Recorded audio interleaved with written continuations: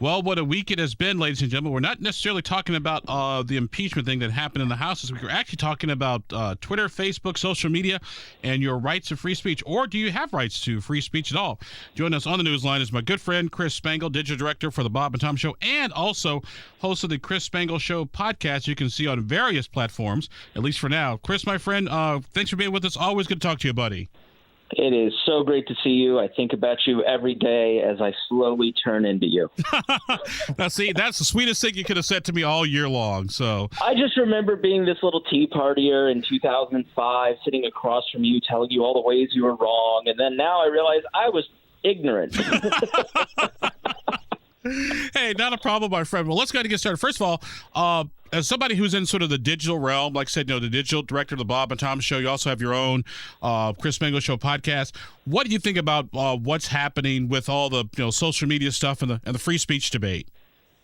Yeah, rights are very complicated, and it's always a delicate balance within a free society. I mean, where I come down is that I believe in freedom of speech. I believe in freedom of association. I mean, the ability to say and do what you want in this country are not to be infringed by the government in any way, shape, or form. But it does not mean that there aren't consequences for your behavior. And what we've seen over specifically the last year, but generally over the last decade, is that people tend to want to do whatever they want, and they don't want consequences and become very angry at consequences. And I think, so much of the Trump movement is a denial of consequences within a free society. I mean, the reality is you don't have a free society if the government is forcing people to put you on their platform. You don't have a right to walk into my house and plot an insurrection in my house. Now, that being said, censorship always backfires. I would ask our audience listening now, since Alex Jones' ban 2 years ago, is there more or less conspiracy talk within this society? Is there more or less censorship? Is there more or less nuttiness? And the problem is that when you drive people into these digital silos, they go unchecked and they're not being fact-checked. I was for leaving Plandemic on Facebook because people can comment on it and refute it in the comment section. That's an important function of a free society. And when we're pushing people off of these platforms for our own comfort, we're not creating our own comfort. We're creating our own misery. And now let me get your thoughts on what happened, particularly with President Donald Trump. Like I said, we had the speech, had sort of the insurrection. Then immediately Twitter takes him off of Facebook. Then people start saying, hey, what about free speech? What about the president's First Amendment rights? Yeah, I mean, these platforms are very clear that part of their terms of service is that they don't want violence. They don't. I mean, you and I don't get banned. We talk politics all the time. And that's because we're in their home. We know what they want and don't want. I saved some of that stuff for the blog, at chrisspangle.com to get that plug in there, because I know what they want and don't want. And I think that they're way too hard on censorship. But when it comes to Trump, he got so many more chances than any of us would have gotten because he's newsworthy. But if there's a reason to kick somebody off of your platform, it's usually trying to overthrow the government with a violent insurrection. I mean, if you can't kick somebody off of your platform for that, then I don't know what. It's. Do I think he should be off? It's a really difficult question because I think he uses it for propaganda, but I would rather see what he's saying and understand what he's saying so it can be refuted and talked about than not seeing it. And that's sort of the problem. Like all these people who plotted all this stuff and are plotting for the 20th are now being pushed into encrypted services. So we have no idea what they're talking about, and the really violent people we've not seen for 10 years because those people were kicked off over the last decade. So the people that are the real problem here are not your uncle who's quoting QAnon that you see on Facebook sharing the memes. That's not the dangerous person. They're dangerous in that they enable Trump's worst impulses. But the dangerous people you've not seen on Facebook. And that's why there's a serious threat moving forward because we don't really know what's going on and what's being said, and it can't be checked. Our guest today on the program is Chris Spangle. Chris is the digital director of the Bob and Tom Show and also hosts the Chris Spangle Show on podcasts. It's on a number of platforms you can actually hear. And so we're talking today about just sort of social media and what's been happening in the news the past few weeks. Chris, when we talk about censorship, what exactly do we mean by censorship in the social media universe? Because let's say somebody posts like, hey, let's go take over the government tomorrow at 2:00, and that's taken down. Versus, somebody who's blocked altogether. Yeah, I mean, the real balance, especially for a libertarian like myself, is not enabling the greater censor, meaning the government, in an effort to punish the lesser censor, meaning social media here, because the government uses force to make things happen versus these companies, which you can voluntarily associate or not associate with. You can delete your account today if you don't like their policies, and we can complain to them. Ron Paul got kicked off this week. Everyone complained, and they re-added him. So, when it comes to how these companies make decisions, and I had a friend who worked at Parler and talked to them about their moderation.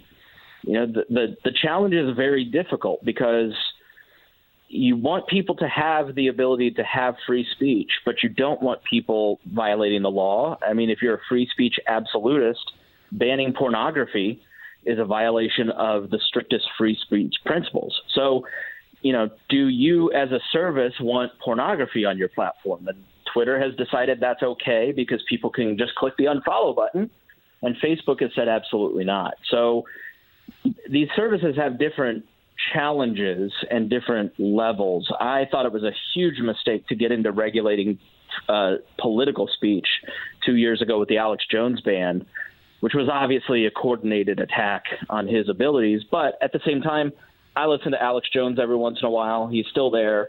You still can hear him. You'll still hear Donald Trump. They just don't want to be associated with those sorts of things. And so other people move on and creative destruction takes place and new platforms are built.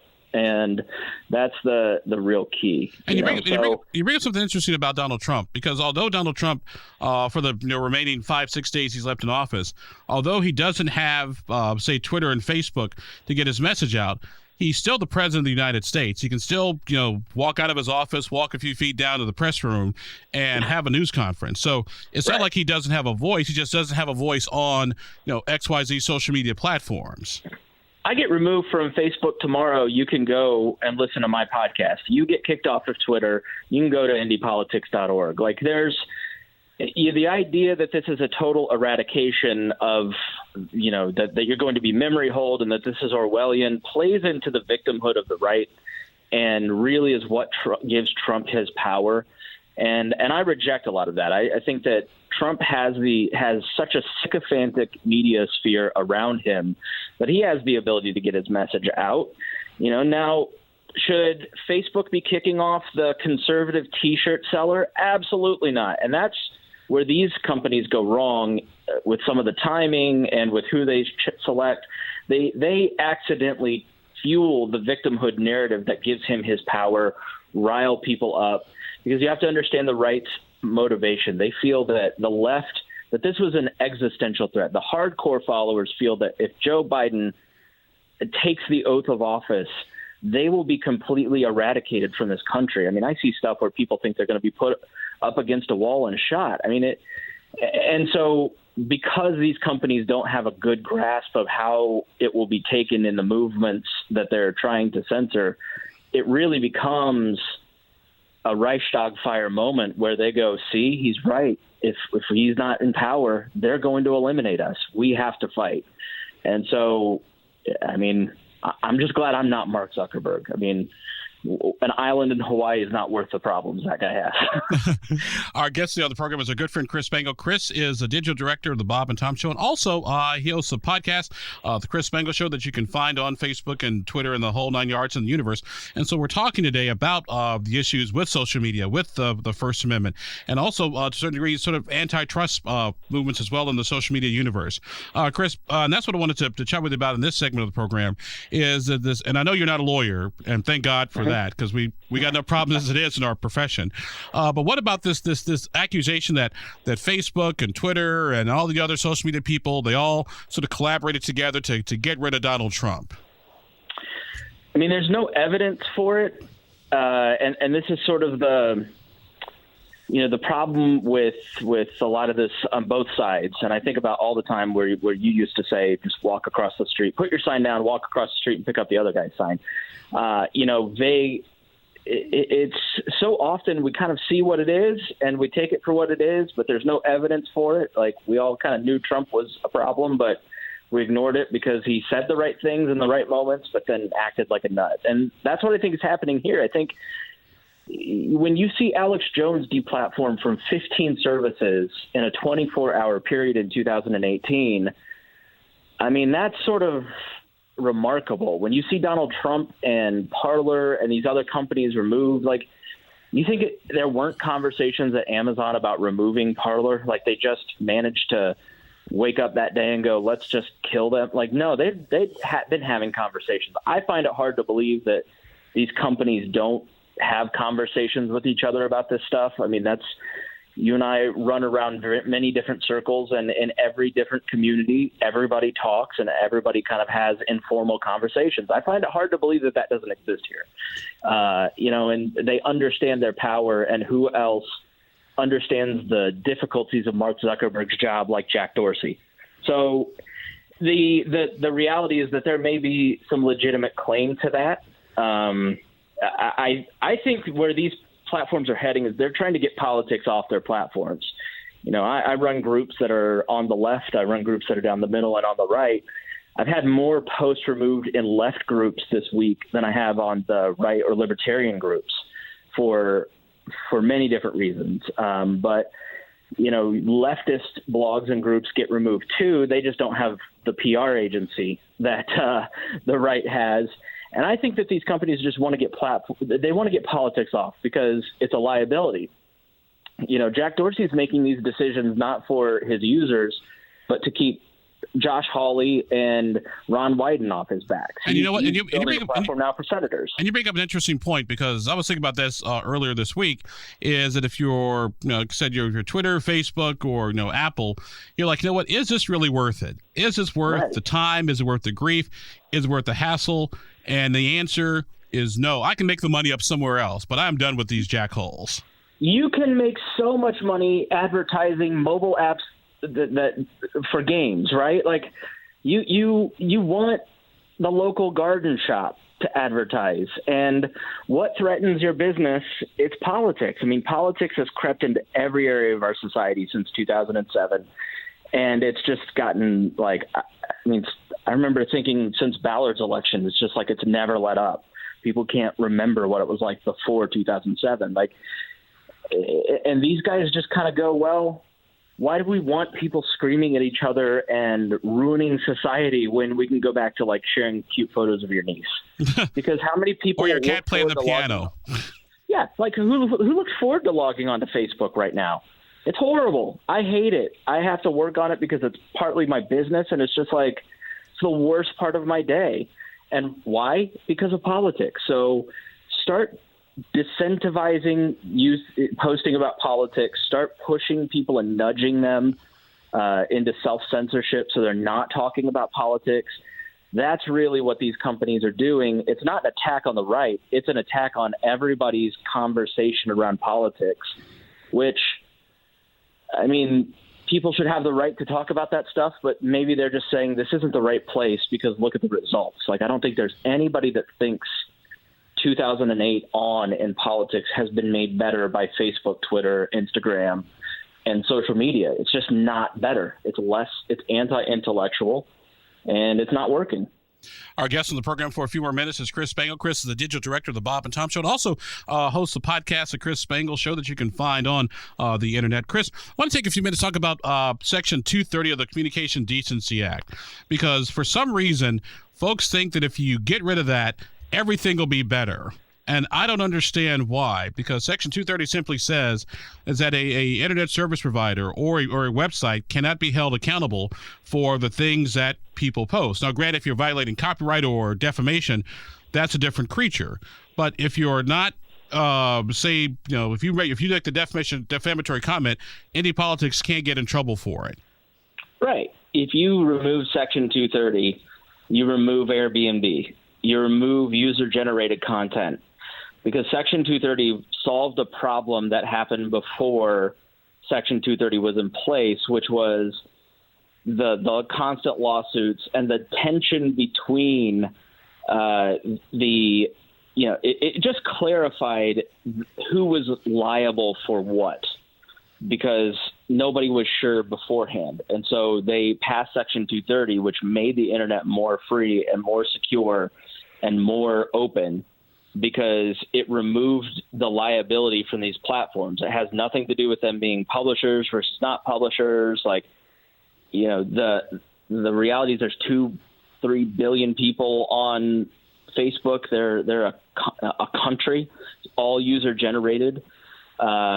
I tend to think that the call for Section 230, if it's not just a gut instinct to remove these platforms that they see as enemies, I think that's really what it comes down to. They just kind of want to get rid of perceived enemies. There were so many calls to one IP in Wyoming or Idaho that they just blocked Facebook and Twitter from their IP services. So, the first people to get banned from Facebook and social media in this world will be the right, because they're the ones that will perpetrate it. And so it's, again, censorial, and censorship always backfires. Prohibition always backfires.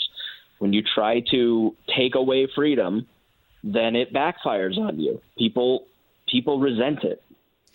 Final question for you, my friend. What do you see the future of social media looking like, say, maybe 5-10 years down the road? I think people are waking up to the addiction, and I think people are opting out of the uglier parts of it. They're either opting out of engaging on the platforms altogether, or they're trying to seek out better content. They're trying to seek out funnier content or lighthearted content. I think people just get so frustrated that they walk away from it. I think you'll see the power, and this is an important free market function. When something stops working for people, individuals walk away from it, and it loses its power, and something else pops up. I think the media is going to go back to websites and blog rolls and emails, and that was probably the best way to handle it. I just, it's people would rather get expertise and knowledge and facts than they would memes from their uncle. They're not looking for that. All righty. Our guest today on the program has been our good friend Chris Spangle. He is the digital producer for the Bob and Tom Show, also host of Chris Spangle podcast, and used to be my producer a long time ago in a galaxy far, far away. My little boy's all grown up. So, Chris, my friend, thank you very much for being with us. Always good to talk to you, buddy. Good to talk to you, too. Thank you so much.